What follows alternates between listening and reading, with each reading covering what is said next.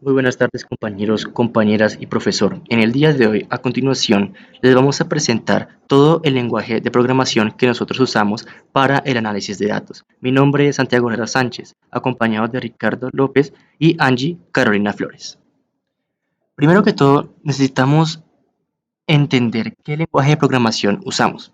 El lenguaje de programación que usamos mayormente es Python, un lenguaje cuyas líneas de código usamos para facilitar y recopilar y también hacer operaciones matemáticas y estadísticos con la información que estamos obteniendo. Tenemos ciertas secciones, como por ejemplo, entender qué tipos de datos tenemos, las estructuras de control, las estructuras de datos, la librería de pandas como su data frame y por último, la librería para sacar los gráficos estadísticos Matplotlib. Empecemos.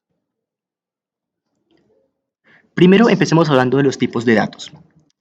Nosotros como analistas de datos, cuando recopilamos la información, debemos saber qué tipos de datos tenemos.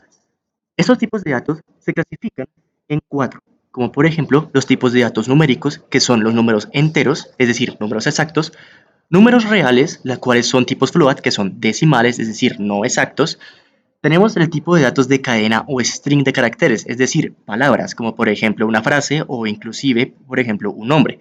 También tenemos los tipos de datos booleanos que significan datos que reflejan algo veraz o algo falso. Y por último tenemos finalmente este tipo de datos, la cual es ausente o null, quiere decir, es un tipo de dato vacío. Vamos a darle ejecutar y como podemos ver aquí en esta lista, esperemos que cargue.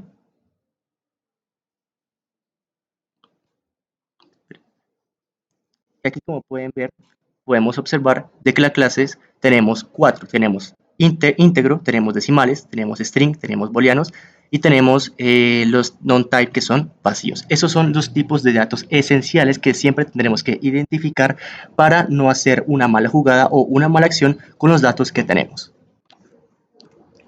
Ahora vamos con las estructuras de control. Tenemos las tres esenciales, if, for y while. El if, ¿qué es? El if es una condición la cual determina si un valor es verdadero o falso, pero siempre basándose en la veracidad. El for, siguiente, el for. El for es un bucle la cual le damos un índice y la cual nos permite repetir cierto valor en un rango de cierta cantidad. Por ejemplo, hola, soy programador, el rango le estoy diciendo que lo repita 5 veces. Y entonces cuando yo ejecute este comando, se va a repetir 5 veces. Y finalmente tenemos el bucle while, que es casi exactamente lo mismo, solo que con la diferencia de que es un bucle a la cual le ponemos una condición si es verdadero o falso. Ambos, for y while, siempre van a ser bucles infinitos, exceptuando cuando nosotros le demos algo que es de contrariedad al comando que le estemos dando. Vamos a ejecutar, ingresé tu edad, 22, y como puedes ver en el if me ejecutó que soy mayor de edad, claro, porque cuando yo le estoy diciendo de que edad sea mayor o igual que 18, y pues como le estoy ingresando un valor que es 22, él automáticamente, no, sí, es cierto, eres mayor de edad, entonces me da este valor. En el for, como les dije, se repite en cierto rango o cierta cantidad. Hola, soy programador, se repite 5 veces porque le estoy dando aquí una cantidad exacta de cuántas veces me repita. Y en el while, vamos a ingresar. El bucle se paró. ¿Por qué? Porque ya le dije, espere, ya no más, no quiero que me escriba nada más, el bucle se parte y ya se termina. Bueno, y la siguiente parte ya es mirar las estructuras de datos. Existen tres estructuras de datos que maneja Python. La primera es la lista, la siguiente es la tupla y el siguiente es el diccionario. Estas son estructuras de secuencia que me van a permitir almacenar diferentes valores. Por ejemplo, en este caso tenemos números enteros, tenemos booleanos, tenemos string y tenemos números float. Lo que hacemos para el caso de las tuplas, a diferencia de las listas, que son muy similares, es que no me permite almacenar datos nuevos a partir de los que estaban o modificarlos, puesto que estas no se pueden modificar con una palabra llamada inmutable. En el caso de los diccionarios, se caracterizan por ser clave-valor. Para este caso tenemos la clave seguido de dos puntos y el valor respectivo. Entonces, como podemos ver acá y ejecutamos, podemos tener entre corchetes las listas, entre paréntesis las tuplas y como vemos con clave y valor cada uno de los diccionarios.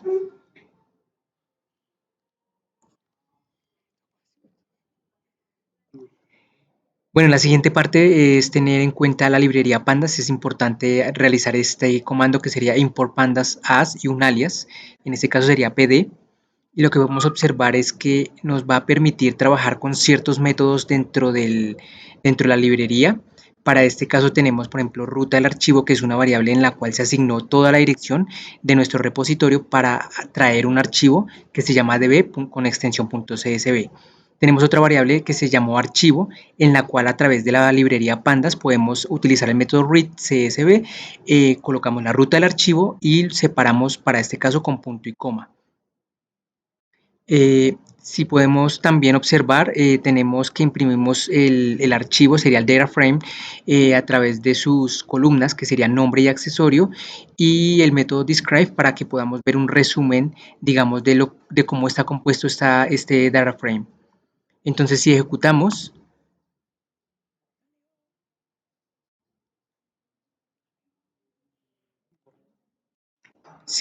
nuevamente, podemos observar que nos carga y efectivamente nos está mostrando,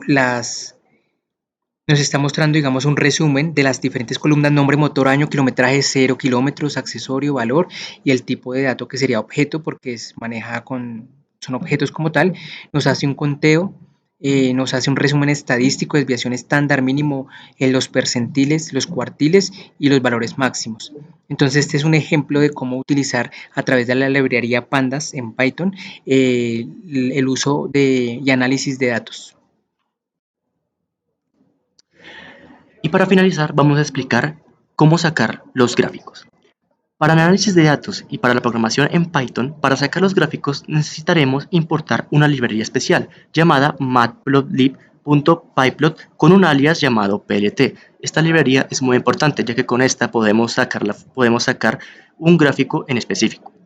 Por ejemplo, hagamos un ejercicio. Digamos que quiero sacar las notas aleatorias de un curso. Entonces, me dicen, o bueno, digamos que las notas aleatorias de ese curso son exactamente 6 y se van a guardar en una lista.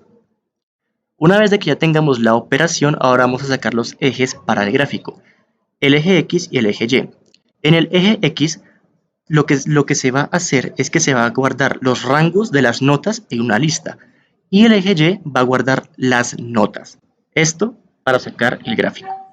Y listo, una vez de que tenemos ya pues las operaciones necesarias para sacar este dibujo, como podemos ver aquí, ya tenemos ejecutado esto, pero vamos a explicar un poquito más acerca de qué detalles podemos sacar de esta parte de estadística. Por ejemplo, para colocarle un título a un gráfico, la función se llamará plt.title, la cual ponemos el título al gráfico, como pueden ver aquí.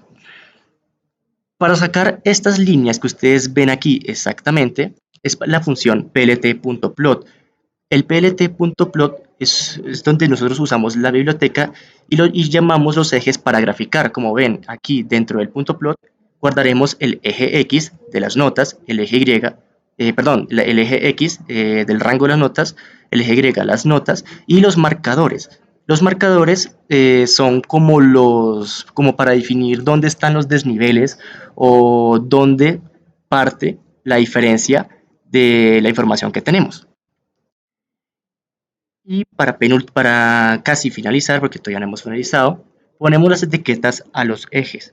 Las etiquetas son, como por decirlo así, los subtítulos que vamos a colocarle a la gráfica. Por ejemplo, en plt.xlabel se va a colocar en la parte horizontal el número de prueba y el plt.ylabel se va a colocar el título nota en la parte de las notas. Y listo, una vez de que finalmente tenemos ya acabado todo el procedimiento, mostramos el gráfico con la función plt.show y con esto aquí tenemos las gráficas de las notas de los estudiantes que sacaron aleatoriamente en una evaluación o cualquier tarea.